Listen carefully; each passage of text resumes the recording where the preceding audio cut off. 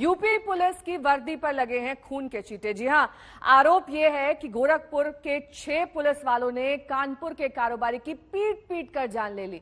कारोबारी मनीष गुप्ता अपने 2 साथियों के साथ गोरखपुर पहुंचे। आरोप यह है कि रूटीन जांच के लिए सोमवार आधी रात को पुलिस पहुंची और आईडी कार्ड की जांच के नाम पर कोई विवाद हुआ और पीट पीट कर कारोबारी को मार डाला गया।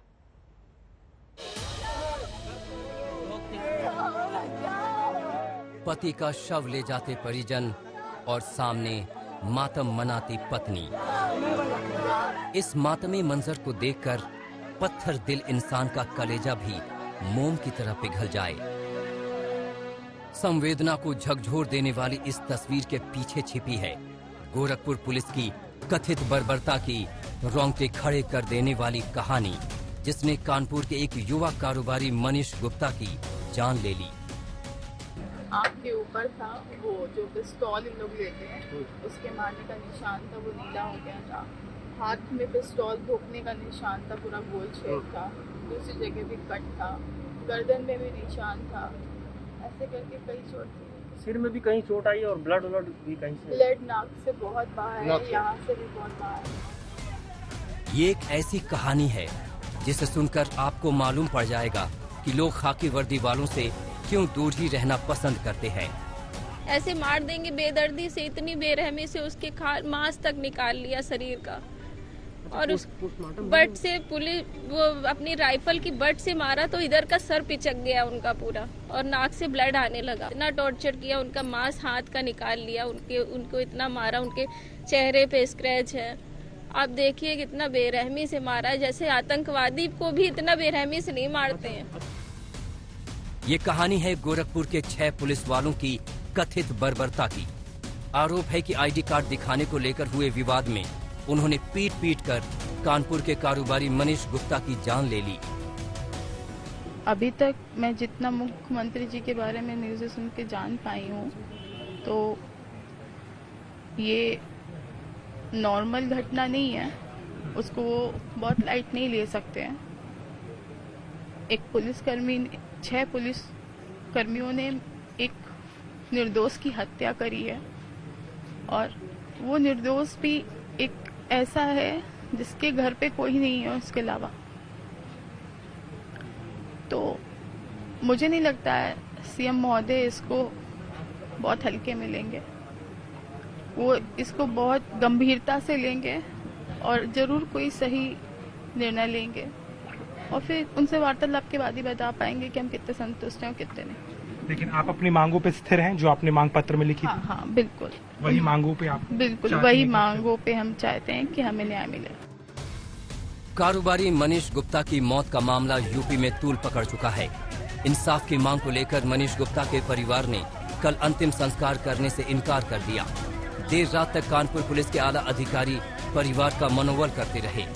आखिरकार सीएम योगी आदित्यनाथ से मुलाकात का भरोसा मिलने के बाद परिवार अंतिम संस्कार को राजी हुआ। परिवार वालों ने जितनी भी चीज़ें हैं, परिवार वालों से बातचीत हुआ है, उनके द्वारा जो वो चीज़ें बताई गई उनको कल माननीय मुख्यमंत्री जी से मुलाकात कराई जाएगी और इनके लिए 10 लाख रुपए की सहायता ये उसका घोषणा की गई है। उसके बारे में भी उनके द्वारा उनको अवगत कराया गया है। बाकी जो चीज़ें उनको द्वारा जो रखा गया है वो कल माननीय मुख्यमंत्री जी के साथ बातचीत के दौरान वो चीज़ें डिस्कस की। सीएम जी से मिलने जा रही है, प्लीज जाने दीजिए, आपकी बात कर लेंगे। कानपुर की बेटी इंसाफ मांग रही है।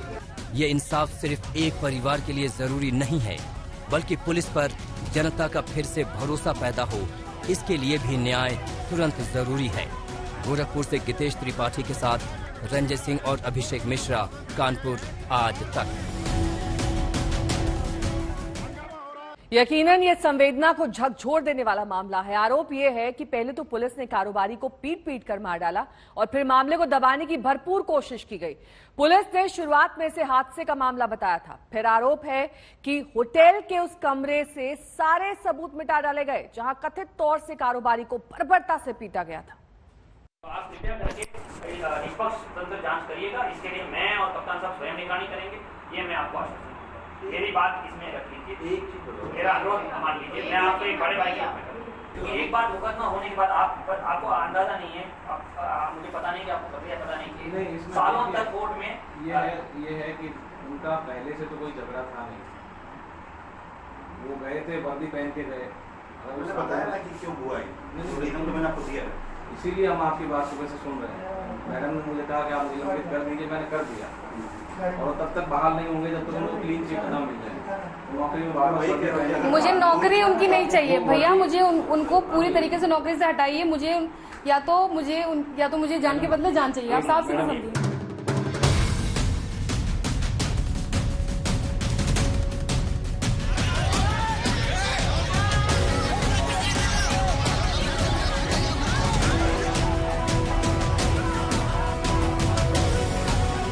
एक तरफ पति की मौत का सदमा और दूसरी तरफ पुलिस वालों का ये रवैया। आप लोग जबरदस्ती कर रहे हो।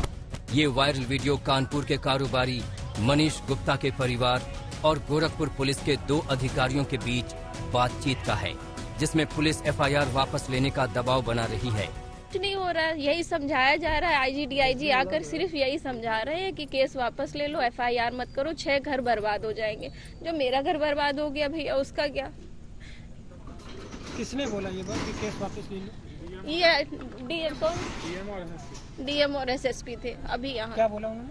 उन्होंने बोला कि केस आप मत करो, एफआईआर मत करो, सिर्फ केस को रफा दफा करने की पूरी फिराक में है।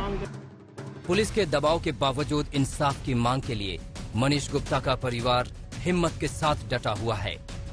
मेरे पैर को कुचल है, जिस तरह मारा है उन्होंने वो सही नहीं किया है, बहुत बेरहमी से मारा है।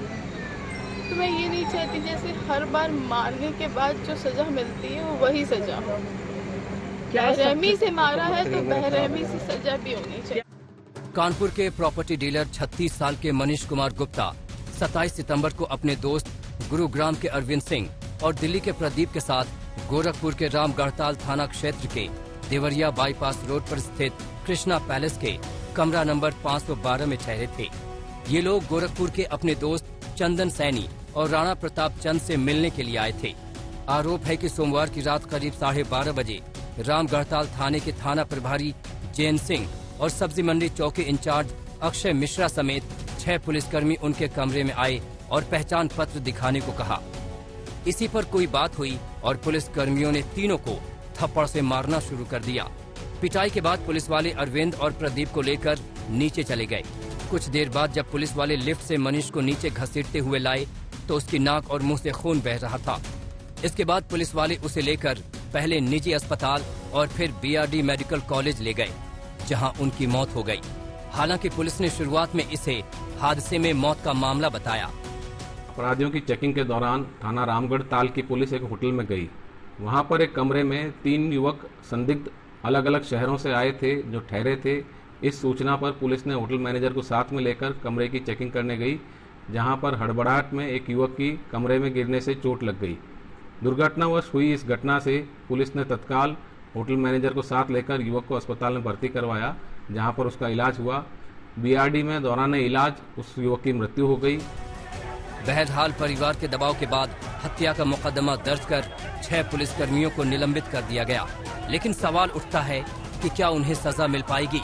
कारोबारी की पत्नी का आरोप है कि सारे सबूत नष्ट किए जा चुके हैं। जिस कमरे में वारदात हुई वहां से खून के निशान मिटाए जा चुके हैं। जहाँ पे ये चोट के निशान होंगे वहाँ क्या सिचुएशन होगी उस कमरे की, उस जगह की, ये भी आप समझ जाएंगे। खून से भरा हुआ होना चाहिए वो कमरा। वहाँ पे एक बूंद खून नहीं था। 1-2 जगह जल्दबाजी में छूट गया था, वो भी लाइट था। तो मैं चाहती हूँ मुख्यमंत्री जी एक और मेरी दरख्वास्त ले लें कि जो सबूत मिटाने के काम हो रहे हैं इसको थोड़ा सा ध्यान दे दें। यकीनन इस घटना ने यूपी पुलिस की साख को दागदार कर दिया है। गुनहगारों को सख्त सजा के साथ त्वरित न्याय दिलाकर ही इस दाग को धोया जा सकता है।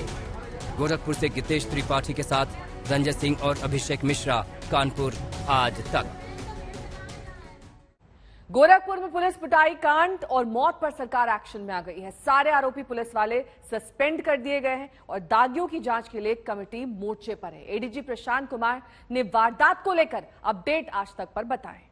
हमारे साथ प्रशांत कुमार हैं, ADG law and order. Sir, ये ऐसी घटना सामने आई है जिसमें एक यंग जो कारोबारी है उसकी मौत हो गई है और कहा यह गया है, जो जैसा पोस्टमार्टम रिपोर्ट में भी आया है, कि उसको एंटीमार्टम इंजरी भी है और उसकी पुलिस वालों ने पिटाई भी की है।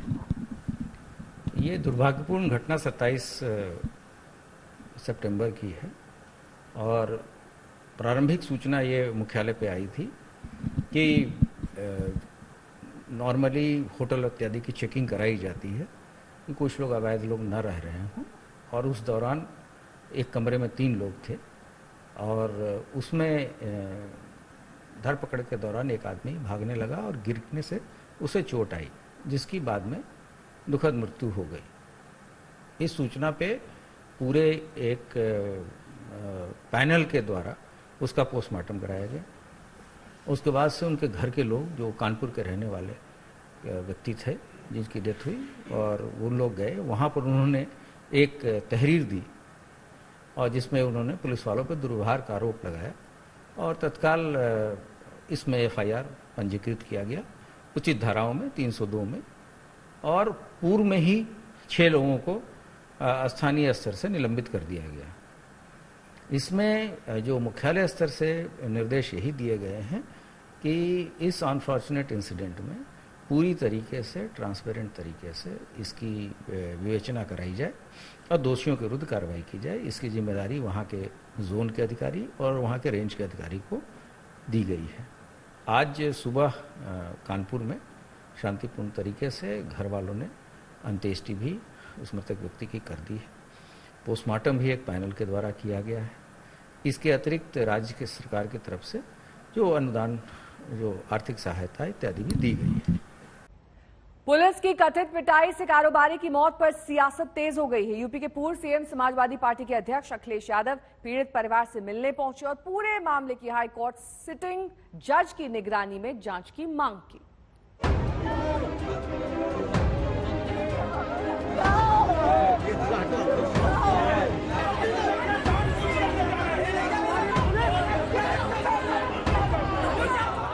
गोरखपुर में कानपुर के व्यापारी की कथित पुलिस पिटाई ने अब हंगामे की शक्ल ले ली है। योगी आदित्यनाथ के आने से पहले पूर्व सीएम अखिलेश यादव पीड़ित परिवार से मिलने पहुंच गए, लेकिन इससे पहले समाजवादी पार्टी कार्यकर्ताओं और पुलिस के बीच हंगामे की स्थिति रही। अखिलेश ने पीड़ित परिवार को समाजवादी पार्टी की तरफ से 20 लाख रुपए की सहायता देने का ऐलान किया। सरकार से हाईकोर्ट के सिटिंग जज की निगरानी में मामले की CBI जांच की मांग की। साथ ही पीड़ित परिवार को 2 करोड़ की आर्थिक सहायता भी देने की मांग की। भारतीय जनता पार्टी की सरकार में मुख्यमंत्री योगी नाथ इनके कार्यकाल में पुलिस रक्षा नहीं कर रही है, पुलिस लोगों की जान ले रही है। उत्तर प्रदेश में ऐसा पुलिस का व्यवहार किसी सरकार में देखने को नहीं मिला होगा। मेरी तबियत सही है। अखिलेश यादव जी ने कहा है कि वो सरकार से मेरी तरफ से 2 करोड़ की डिमांड करेंगे और अपनी तरफ से भी वो मदद करेंगे। क्या मतलब का आश्वासन दिया? 2 करोड़ के लिए कहा है और अपनी तरफ से वो मदद करेंगे। जांच के सिलसिले में क्या कहा मामले? जांच के लिए उन्होंने ये बोला कि CBI के साथ साथ मैं उसमें मजिस्ट्रेट जांच भी करवाऊंगा। इस मुद्दे में कांग्रेस भी कूद पड़ी है। कांग्रेस महासचिव प्रियंका गांधी ने फोन पर मनीष की पत्नी से बात की। श्रीमती प्रियंका गांधी जी ने इच्छा व्यक्त की थी कि जो पीड़ित हैं उनकी पत्नी मीनाक्षी जी से वो बात करना चाहती थी। मैंने अभी आकर के उनसे बात कराई। उनकी पीड़ा को उन्होंने सुना है, समझा है, उस पर उन्होंने दुख को व्यक्त किया है। और जिस तरीके से परिवार की शिकायत है कि हमें कोई मदद नहीं मिल पा रही है, तो आदरणीय प्रियंका दीदी ने कहा कि कांग्रेस हर स्तर पर उनको कानूनी सहायता प्रदान करेगी। मुद्दा तूल पकड़ चुका है, लिहाजा सरकार भी एक्शन में है। सीएम योगी के निर्देश पर 2 कमेटियां बनाने का फैसला हुआ। पहली कमेटी गोरखपुर घटना में शामिल सभी पुलिस वालों के पुराने रिकॉर्ड जांचेगी। अगर दोषी पाए गए तो बर्खास्त होंगे। दूसरी कमेटी यूपी के सभी दागी पुलिस वालों की जांच करेगी। रंजय सिंह के साथ अभिषेक मिश्रा, कानपुर आज तक।